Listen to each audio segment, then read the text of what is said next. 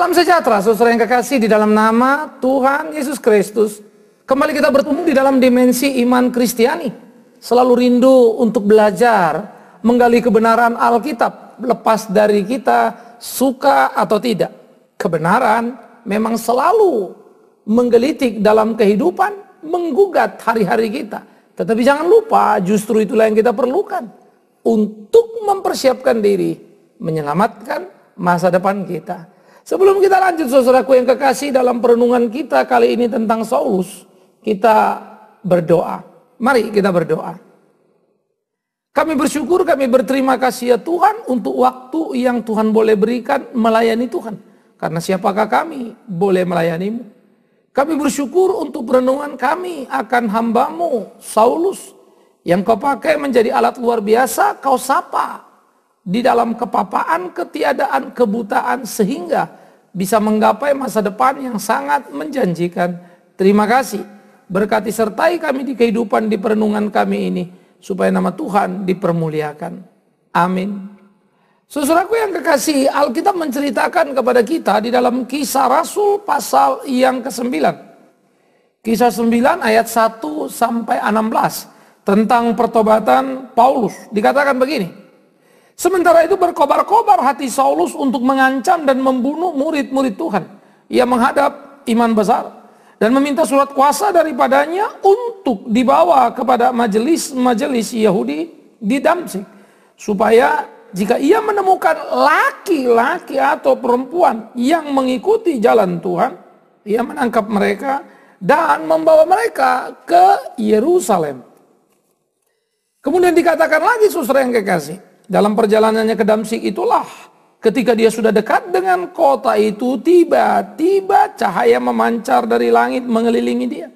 Ia rebah ke tanah, dan kedengarannya lah olehnya suatu suara yang berkata kepadanya, Saulus, Saulus, mengapakah engkau menganiaya aku? Jawab Saulus, siapakah engkau Tuhan? Katanya, akulah Yesus yang kau aniaya itu. Tetapi bangunlah dan pergilah ke dalam kota. Di sana akan dikatakan kepadamu apa yang harus kau perbuat. Maka termangu-mangulah teman-temannya seperjalanan, karena mereka memang mendengar suara itu, tetapi tidak melihat seorang pun juga. Saulus bangun dan berdiri, lalu membuka matanya, tetapi ia tidak dapat melihat apa-apa. Mereka harus menuntunnya dia masuk ke Damsyik. 3 hari lamanya dia tidak dapat melihat, dan 3 hari lamanya dia tidak makan dan minum. Di Damsyik ada seorang murid Tuhan bernama Ananias. Firman Tuhan kepadanya dalam satu penglihatan.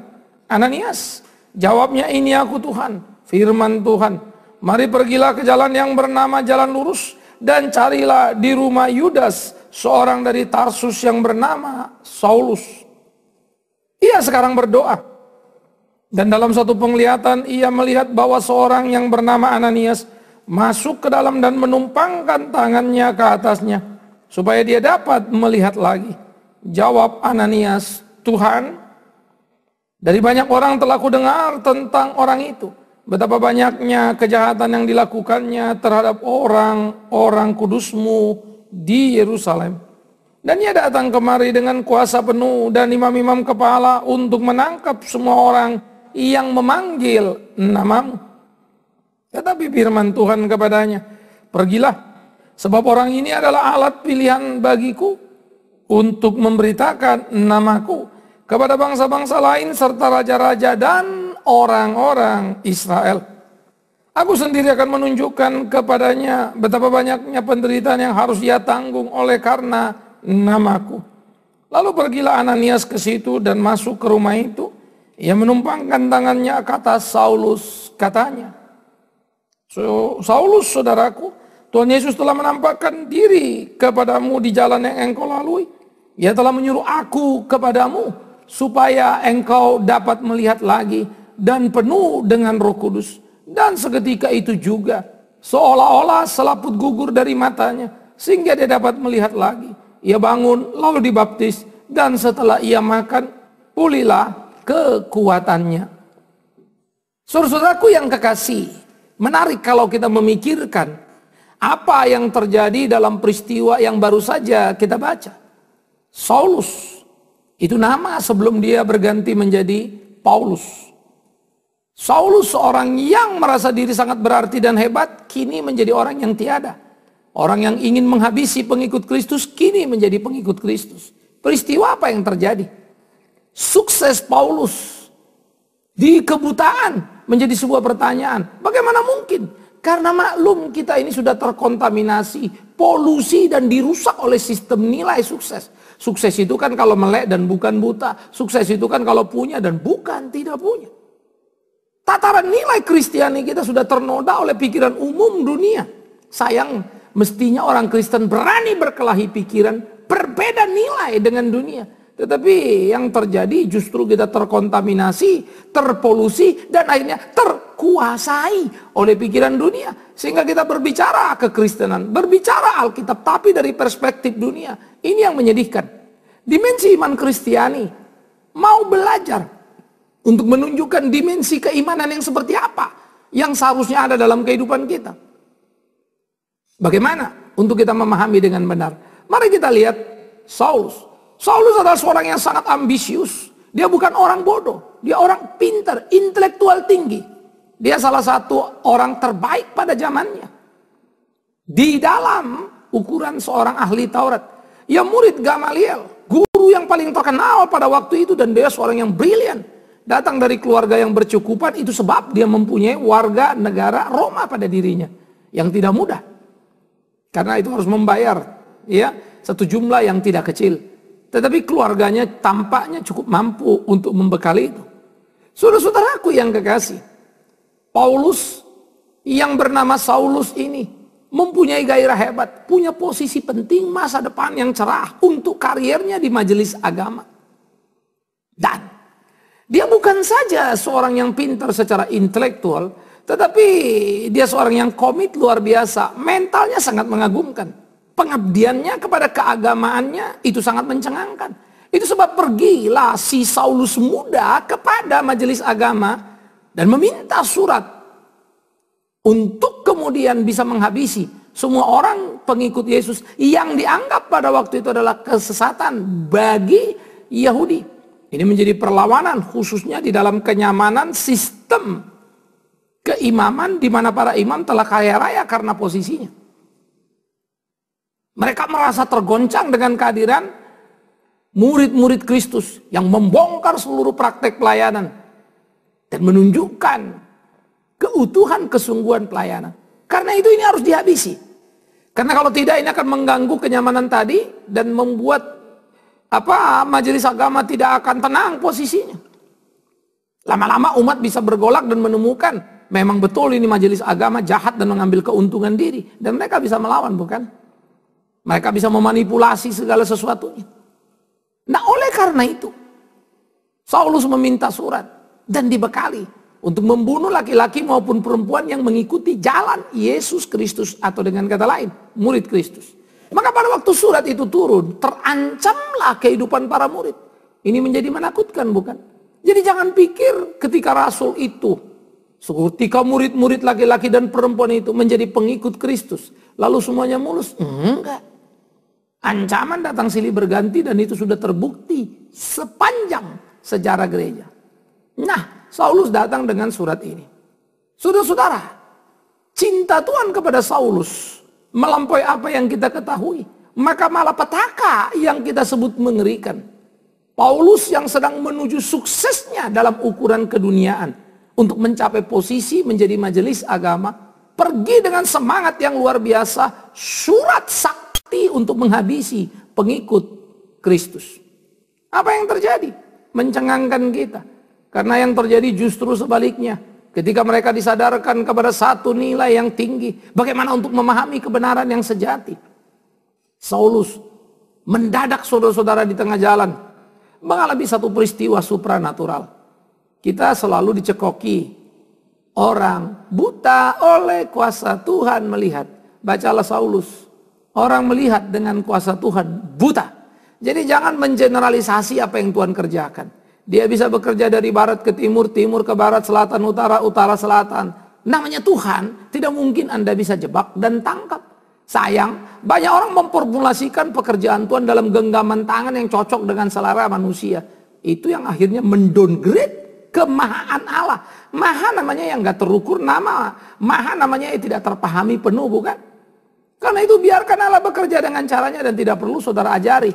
Hati-hatilah dalam berdoa, supaya jangan jadi kemudian saudara mengajari Tuhan dan bukannya belajar tentang prinsip kebenaran yang mesti. Nah, oleh karena itu saudara yang kekasih, apa yang kemudian terjadi? Saulus tidak melihat apa-apa lagi. Tetapi dia mendengarkan suara Saulus. Ia membuka matanya, tidak dapat lihat apa-apa. Saulus rebah, tetapi didengarnya, Saulus, Saulus, mengapa engkau menganiaya aku? Sebuah kalimat yang sangat mencengangkan Paulus bahkan dalam pengalaman keagamaannya. Suara apa itu? Sehingga dengan segera dia berkata, siapakah engkau Tuhan? Saudara-saudara, Paulus bertanya siapa engkau Tuhan itu lucu setengah mati, bukan? Kalau memang dari Taurat yang mengerti, dengan segera dia menangkap. Tetapi memang situasi pada waktu itu berbeda dengan suasana batinnya. Ini bukan soal kemampuan intelektualnya. Bukankah Saulus pintar, mestinya dia mengerti. Ini beyond dari seluruh mind yang dia punya, pemikiran yang punya, logika yang ada padanya. Maka kemudian menjadi menarik ketika kemudian dia ditanya dan bertanya kembali, siapakah engkau Tuhan? Katanya, akulah Yesus yang kau aniaya. Saudara, Saulus memegang surat untuk membunuh murid Yesus. Tapi kemudian dia rebah dalam kebutaan dan Yesus menyatakan diri kepadanya. Wow, luar biasa. Kita selalu dicekokin dengan pemahaman. Kalau kita baik, jujur, kasih ini, kasih itu, Tuhan menyapa kita. Tuhan dekat kita. Tidakkah saudara lihat? Tuhan menyapa Paulus justru ketika Paulus dengan hati jahat ingin menghabisi murid-murid Kristus. Ingat, jangan menjengkal, mengukur, apalagi mengkotak-kotak pekerjaan Kristus. Ia bisa bekerja dengan cara yang ajaib. Lakukan saja bagianmu, bagianku, hidup sesuai kehendak Tuhan. Biarkan Tuhan yang memeliharamu dengan caranya dan tidak perlu kau ajari dia.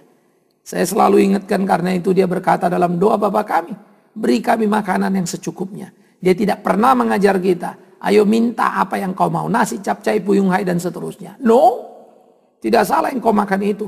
Tapi jadi masalah serius ketika kau mengatur Tuhan apa yang harus kau makan. Makanlah dengan yang ada padamu. Tapi jangan sampai makan, kau mengambil orang lain punya atau berutang dan tidak bertanggung jawab atasnya. Camkan ini. Elegansi hidup kita lah yang penting. Nikmati berkat-berkat Tuhan. Tetapi jangan memaksa dan mengatur Tuhan. Dengan atas dasar iman. Itu penghinaan yang luar biasa. Apakah Tuhan terlalu bodoh untuk mengerti siapa kita dan kebutuhan kita? Tentu tidak. Dia menyapa Paulus. Dalam niat jahat Paulus. Dia menyapa Paulus ketika Paulus ingin membunuh pengikut-pengikut Kristus. Dan apa yang dilakukan Yesus? Paulus. Saulus, aku ingin memakaimu. Maka Paulus yang bernama Saulus itu termangu-mangu dan dia berjalan, tapi apa boleh buat, dia sudah buta sehingga orang menuntunnya. 3 hari 3 malam ia dalam kebutaan dan 3 hari 3 malam pula ia tidak makan, tidak minum, dia berpuasa. Kata 3 ada, nanti Paulus juga mengatakan sorga tingkat ketiga dan seterusnya. 3 selalu berbicara satu pertempuran yang dimenangkan. Ya, itu gegap gempita, kesukaan, itu di situ. Sama seperti Yesus mati bangkit hari yang ketiga. Maka Paulus juga mengalami itu. Nah, oleh karena itu ini menjadi gambaran dari satu pertempuran kehidupan seorang Saulus yang di dalam kebutaannya mengalami ketiadaan dirinya, yang dalam kebutaannya mengalami satu pergumulan yang sangat serius, yang dalam kebutaannya seakan-akan kematian sudah menyelimuti dia. Dunia tak lagi bisa dilihatnya. Dan hari yang ketiga kemudian barulah Tuhan menyapa dia ketika Tuhan mengutus Ananias datang kepadanya. Tetapi coba perhatikan. Satu setting kita sudah melihat Saulus di sebelah sana. Kita melihat setting di sebelah sini ada Ananias. Ananias adalah seorang murid Tuhan dan dia berkata, Tuhan, apa yang ingin kau katakan? Kau suruh aku datang kepada orang itu dan menumpangkan tangan padanya supaya dia dapat melihat lagi. Tidakkah kau tahu Tuhan bahwa dia adalah orang yang melakukan banyak kejahatan? Ini bahaya. Tidak salah apa yang dikatakan Ananias karena memang itu yang diketahuinya. Memang Saulus orang yang sangat terkenal menghabisi banyak orang dan diyakini. Ia hadir pada pembunuhan Stefanus. Pada waktu Stefanus dirajam batu. Ada orang muda di situ yang diyakini adalah Paulus, si Saulus itu. Jadi kemudian Ananias merasa ini ancaman serius. Bagaimana mungkin Tuhan suruh aku pergi kepada dia? Menumpangkan tangan supaya dia melihat. Bagus sekali kalau dia buta. Dengan demikian, kita aman bukan? Persis seperti doa kita, kalau ada orang mau mengganggu kita, pasti kita berdoa, butakan matanya. Kan kira-kira itu semangat kita. Yang penting bagaimana saya selamat dulu, kan begitu. Seakan-akan Tuhan tidak tahu apa yang harus dilakukannya. Seakan-akan kita mau mengajarkan Tuhan apa yang Tuhan mesti kerjakan supaya saya bebas. Kita lupa arti beriman. Yaitu percaya Tuhan bisa lakukan apa yang dia mau. Kita lupa arti beriman, yaitu berserah kepadanya. Dan jangan mengatur dia untuk apa yang harus dikerjakannya. Saudara-saudaraku yang dikasihi oleh Tuhan Yesus Kristus. Inilah yang harusnya kita pikirkan, kita renungkan dalam kehidupan kita. Maka Ananias tak lagi panjang berdebat. Karena Tuhan berkata, pergilah. Karena orang ini alat pilihan bagiku untuk memberitakan namaku kepada bangsa-bangsa lain serta raja-raja dan orang Israel. Aku sendiri akan menunjukkan kepadanya betapa banyak penderitaan yang harus ditanggungnya oleh karena namaku. Menarik ya. Jadi kemudian Ananias diperintah oleh Yesus pergi. Maka Ananias pergi. Tapi message-nya itu yang menarik. Ini orang pilihanku. Berarti Tuhan kan sayang pada Saulus. Memilih Saulus. Bagus sekali bukan? Ini pilihanku. Dan aku akan memakai dia dengan caraku. Dan dia akan kupakai kepada bangsa-bangsa. Dan dia akan menderita karena namaku. La. Apakah saudara pengen menjadi orang pilihan Tuhan, lalu Tuhan bilang, aku memilih engkau anakku untuk memberitakan Injil ke seluruh dunia, dan engkau akan menderita karena aku. Wah, saya pikir kalau mendengar khotbah-khotbah sekarang kita bubar sudah, bukan? Mana ada lagi orang yang bilang begitu, dipilih Tuhan, disayang Tuhan, tapi jadi menderita untuk Tuhan, dipakai ke bangsa-bangsa menjadi susah untuk Tuhan. Siapa yang mau? Tapi itulah Paulus, di mana suksesnya? Di penderitaannya, di mana suksesnya? Di kebutaannya, di mana suksesnya? Di kesulitannya. Mau sukses seperti itu? Pasti saudara juga bilang, mana mau? Kita orang modern cari supaya nggak buta. Sukses itu bisa segala-galanya. Celakanya yang saya bilang tadi. Tidak salah dalam tataran pikiran dunia. Kita mencari kenyamanan, kenikmatan, kemudahan, teknologi memungkinkan. Tapi orang Kristen seperti berjalan melawan arus. Karena itu khotbah jujur harus khotbah yang benar, harus tidak boleh dikamuflase, dicocok-cocokkan sesuai dengan kemauan siapapun. Demi Tuhan yang hidup, aku harus mengajarkan kebenaran itu. Lagi-lagi lepas saudara suka atau tidak, itulah faktanya. Tetapi saudara tidak perlu berpikir kalau gitu saya mana mau menderita apa. Tidak akan menderita kau kalau tidak diberinya sebagai anugerah. Itu pun kemurahannya. Jadi saudara juga tidak bisa pilih-pilih. Itu bukan pilihanmu dan bukan maumu. Tidak semua orang mengalami seperti yang dialami Paulus. Itu kehormatan. Tapi saya ingin berkata kalau kau mengalaminya karena perkenan Tuhan, bersyukurlah. Kalau tidak, jangan cari-cari. Menarik ya. Karena tidak ada pencobaan melebihi batas kemampuan, bukan? Karena itu jangan takut dong. Apapun yang datang pasti kuat kita tanggung. Maka Ananias pergi. Menumpangkan tangannya kepada Saulus seturut dengan apa yang Tuhan katakan. Saulus melek. Ia melihat kemudian dia pulih, dia makan, lalu dan segala macam harus diaturkan kepada dia. Dan waktu dia melek dikatakan Roh Kudus menolongnya. Jadi bukan Ananias dan tumpangan tangannya yang membuat Paulus menjadi melek. Kalau begitu ngapain Tuhan pakai Ananias? Langsung aja. Bisa nggak langsung? Bisa banget. Kenapa nggak langsung? Tuhan mau melibatkan Ananias. Bersyukurlah Ananias jadi alat Tuhan. Tapi Ananias nggak hebat. Enggak. Siapa yang hebat? Tuhan. Kalau Tuhan pakai Bingman Sirait untuk banyak hal, Bingman Sirait hebat? Enggak. Siapa yang hebat? Tuhan. Maka celakalah aku kalau aku memperkaya diriku dari pemberitaan Injil itu. Tidak untuk itu aku dipanggil. Kalau dia percayakan, aku tumpukan harta yang banyak. Hanya satu kemungkinan yang ku tahu dan ku lakukan. Bagaimana harta yang banyak ini boleh melayani dia. Bukan bagaimana membuat kenyamanan bagi diriku. Ananias sadar betul. Dia pergi menumpangkan tangan. Saulus melihat. Karena Roh Kudus, karena Tuhan. Bukan Ananias. Tapi Ananias bahagia. Ya dipakai.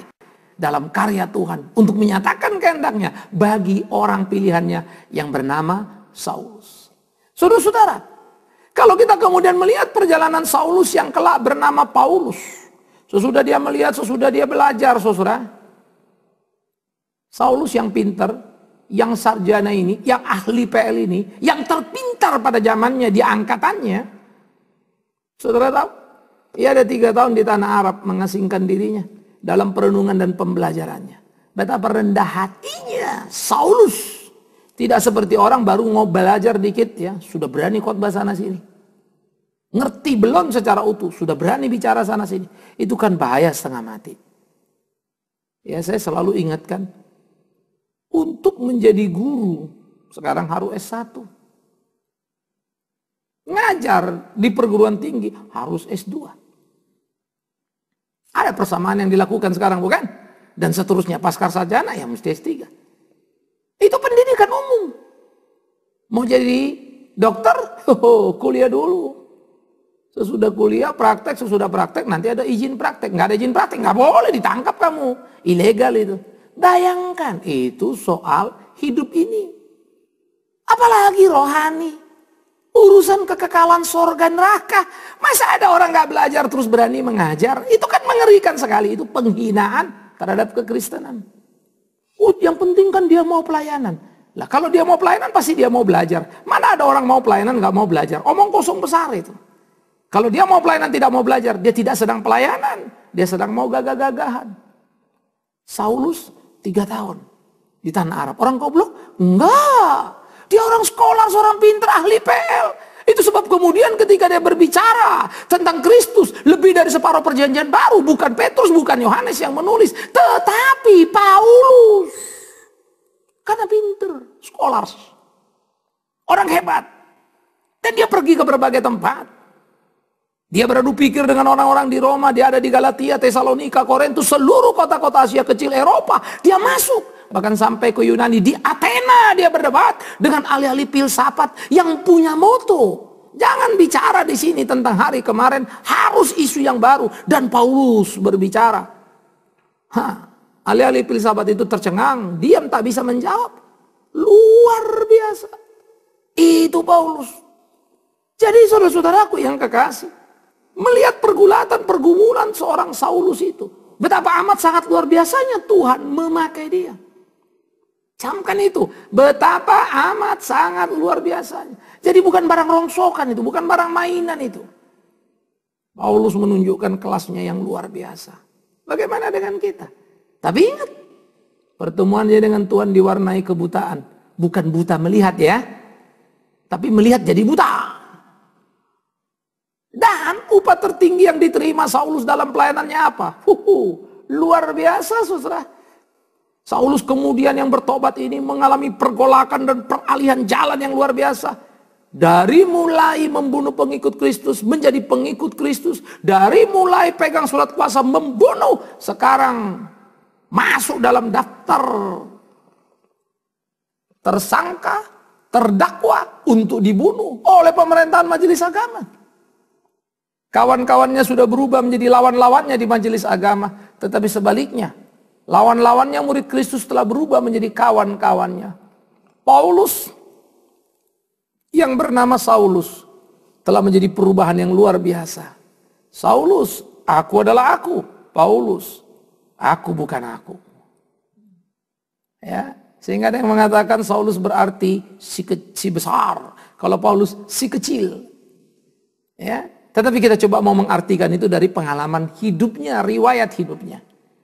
Kalau saya suka berkata, Saulus, aku adalah aku. Paulus, aku, bukan aku. Saya mengutip itu dari Galatia 2:20. Ketika dia mengatakan hidupku bukan aku lagi. Wow, perubahan radikal. Nah kemudian dia melayani secara luar biasa, dipakai kemana-mana. Menulis lebih dari separuh perjanjian baru. Saudaraku, Tuhan tidak pernah mengabaikan kepintaran. Ini pemberian dia otak ini. Kembalikan untuk kemuliaan dia. Saya tidak rela otak saya berhenti berpikir. Saya tidak rela mengcopy paste, mengulang-ulang apa yang ada. Saya berdoa, Tuhan, syukurku kepadamu. Apa yang kau berikan, pakai dengan caramu. Maka aku akan berpikir apa yang belum terpikirkan, dan terus belajar untuk kemuliaan Tuhan. Saya tidak terlalu peduli ya seberapa banyak yang bisa saya kerjakan dan menjadi luar biasa. Tapi saya hanya peduli apa yang belum saya kerjakan supaya saya kerjakan untuk kemuliaan namanya. Berkarya dan berkarya. Saya sadar betul tidak selalu jadi mulus. Paulus sudah menjadi bukti hidup kita, bukan? Dan saudara tahu apa upah Paulus dalam pelayanan? Sukses Paulus, puncaknya justru apa? Mengerikan sekali. Paulus diberikan duri oleh Tuhan. Korintus mencatat, Alkitab berkata, supaya Paulus tidak menjadi tinggi hati, maka ditaruhlah duri yang dari setan untuk mengatakan kesakitan itu. Paulus berdoa 3 kali. 3 kali mohon durinya dicabut. 3 kali Tuhan bilang, tidak Paulus, cukup kasih karuniaku bagimu. Siapa yang berani bilang?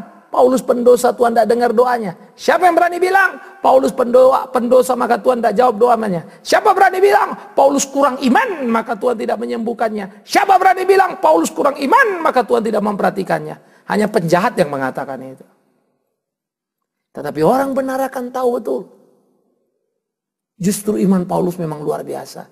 Sehingga dia berhak menanggung derita yang luar biasa seperti Kristus gurunya. Ayub iman yang luar biasa. Sehingga dia menanggung derita yang tidak sederhana. Pergumulan hidup, perjalanan yang luar biasa yang diceritakan kepada kita. Saudara melihat Abraham, pasti saudara hanya melihat kaya rayanya. Saudara tidak lihat hidupnya dan pergumulannya, sikap mengalahnya, tetapi sekaligus juga konsekuensi dari tindakan yang harus ditanggungnya. Belajarlah semua Alkitab, jangan sepotong-sepotong. Jangan simpulkan berdasarkan pemikiran kita. Tapi apa yang Tuhan ceritakan, apa yang Tuhan bicarakan. Oleh karena itu saudaraku yang kekasih, Paulus memang hebat dalam pelayanan, terpakai kemana-mana. Tetapi terhajar di mana-mana. Duri yang begitu sakit tidak dicabut. Sampai Paulus mengatakan satu kalimat yang sangat terkenal. Sekarang tahulah aku, di kelemahanku nyatalah kekuatanmu. Di mana suksesmu Paulus? Di kelemahanku nyata kekuatannya. Maukah orang dunia seperti itu? Jelas tidak mau. Bagaimana orang Kristen di dunia? Celakanya, dia mirip dengan orang dunia dan dia juga tidak mau. Celakanya lagi, semua kemudian muncul ajaran mengatakan penderitaan bukan dari Tuhan. Semoga kita kembali ke jalan kebenaran. Tuhan tahu apa yang dilukisnya. Mana mungkin engkau tidak menderita di dunia yang melawan kebenaran Allah. Hanya saja jangan mencari penderitaan. Biar dia menggarap kita dengan caranya. Tuhan menolong kita. Tuhan memberkati kita. Kita berdoa. Terima kasih ya Tuhan. Di perenungan kami akan firman-Mu. Mampukan kami hidup seperti yang Tuhan mau.